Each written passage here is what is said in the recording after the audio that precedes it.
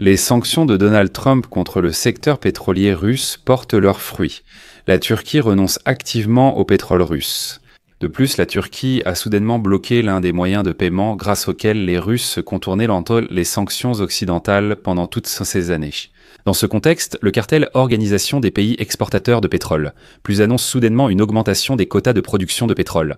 De plus en plus de pays, dont l'Inde, recherchent des sources d'approvisionnement alternatives face aux sanctions contre Rosneft et Lukoil. Mais à ce moment-là, Poutine est tellement furieux qu'il menace de plus en plus fort le monde entier de frappes nucléaires.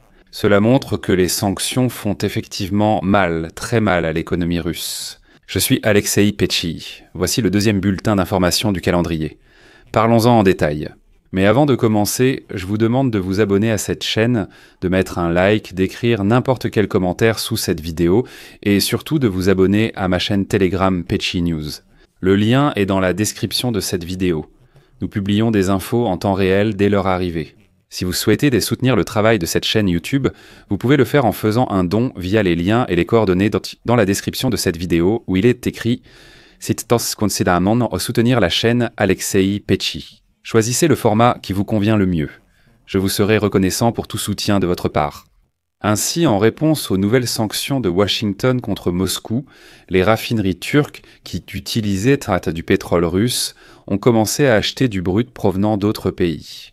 L'une des plus grandes usines turques, qui appartient à la société azerbaïdjanaise Soker, mais qui opère sur le territoire turc, a récemment acheté 4 lots de pétrole provenant d'Irak, du Kazakhstan et d'autres sources non russes pour des livraisons en décembre. Selon les estimations, le volume de ces lots varie de 77 000 à 129 000 barils par jour, ce qui réduit considérablement la part du pétrole russe dans le raffinage. Alors qu'en septembre et en octobre, pratiquement tout le volume de raffinage de la raffinerie de cette société en Turquie, soit environ 210 000 barils par jour, provenait précisément du pétrole russe. Encore une fois, septembre-octobre, cette raffinerie traitait près de 210 000 barils par jour, presque entièrement du pétrole russe. Aujourd'hui, ils achètent 129 000 barils d'Irak, du Kazakhstan, etc. Combien reste-t-il de pétrole russe? Eh bien 80. Un autre grand raffineur turc, Tüpraş, augmente également ses achats de pétrole, non russes, y compris des variétés. Encore une fois, d'où viennent-elles? D'Irak, similaires à l'Ural russe, ça c'est vraiment intéressant. Il s'est avéré qu'en passant au pétrole irakien, il n'y a absolument rien à changer sur le plan technologique. Il s'est avéré que le pétrole irakien et l'Urals russe sont très similaires dans leur composition. Donc, il suffit d'un léger ajustement, et c'est tout, la raffinerie peut fonctionner entièrement avec du pétrole irakien. Selon des sources de Reuters, dans l'une de ces usines, la société cessera bientôt complètement de raffiner le pétrole russe afin de maintenir l'exportation de carburant vers l'Europe. De plus, Turquie Pétrole Raffinerie Anonim Şirket a déjà diversifié ses approvisionnements en achetant pour la première fois du pétrole brésilien et attend début novembre un second lot de pétrole angolais Mastarda. Je rappelle ici le régime de sanctions de l'Union européenne. Ils ont précisé qu'ils achèteraient des produits pétroliers à toute raffinerie prouvant qu'elle n'a pas raffiné de pétrole russe durant les 60 derniers jours. Si un seul lot a été raffiné, l'Europe cesse tout achat à cette raffinerie. Je vais vous donner quelques chiffres. En novembre, la Turquie doit recevoir 141 000 barils de pétrole irakien par jour, contre 99 000 barils en octobre. Ils augmentent de combien? De 42 000. De janvier à octobre, le pays a importé environ 669 000 barils par jour, dont 317 000, soit 47% du volume total, provenaient de Khatiyantis, de Russie. Ce pourcentage baisse fortement, donc ces 47% disparaîtront complètement.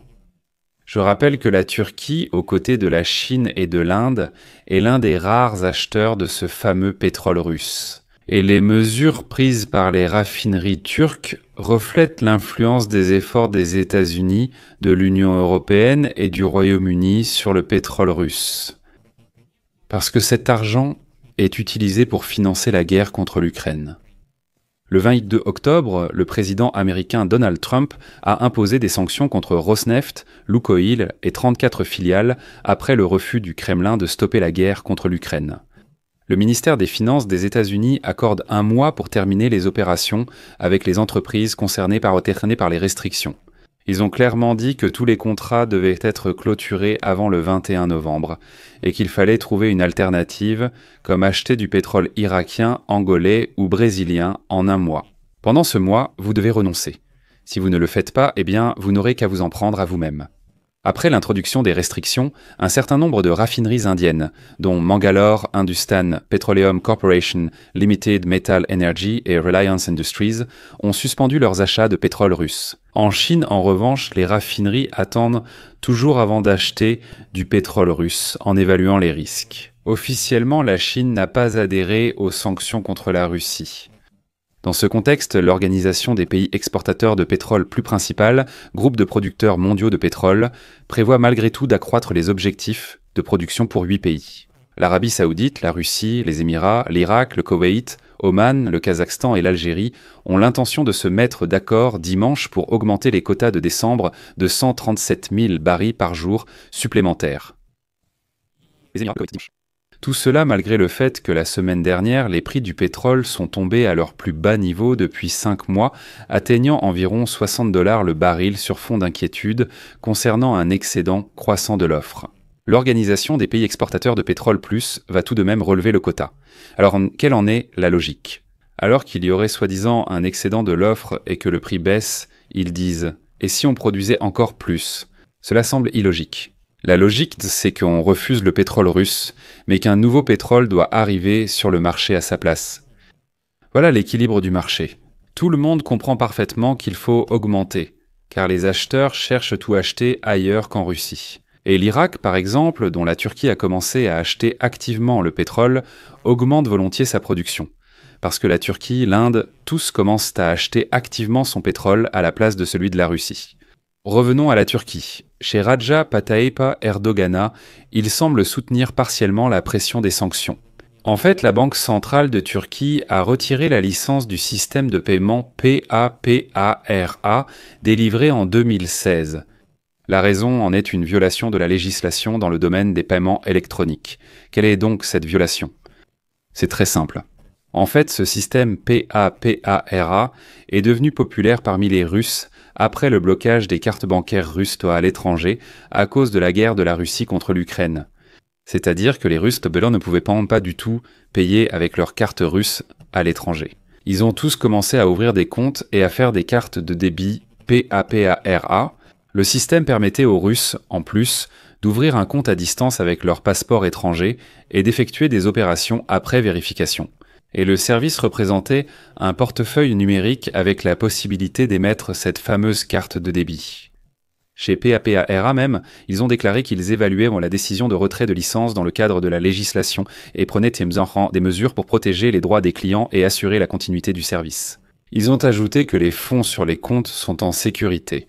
Je rappelle aussi qu'au mois de mai de cette année, la police turque a arrêté le propriétaire de ce système, PAPARA, Ahmed Karsli, ainsi que 12 autres personnes dans le cadre d'une affaire de blanchiment d'argent provenant des jeux d'argent.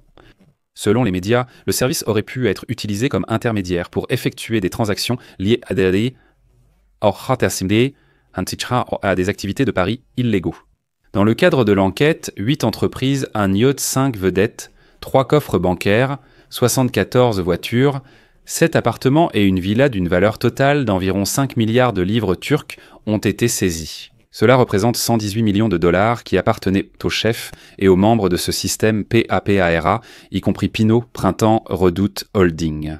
Et donc, par décision du Fonds d'assurance des dépôts d'épargne de Turquie, des administrateurs externes ont été nommés dans toutes les entreprises faisant partie de la structure PAPARA. Bref, les Russes ont perdu un autre moyen de contourner les sanctions occidentales. Alors qu'auparavant, Ankara fermait les yeux sur tout cela et disait « Oui, bien sûr, ce n'est pas très correct ce que nous faisons, mais nous allons quand même en profiter. » Les sanctions occidentales semblent désormais agir très activement. Et comme vous le voyez, de plus en plus de pays ont peur, vous savez, de se mettre en danger à cause de leur coopération avec les Russes. Voilà pourquoi j'ajoute des points de suspension. Donnez votre avis Écrivez vos conclusions dans les commentaires sous cette vidéo, abonnez-vous à la chaîne, cliquez sur la cloche et n'oubliez pas de mettre un like. C'est tout pour aujourd'hui, prenez soin de vous. Au revoir à tous.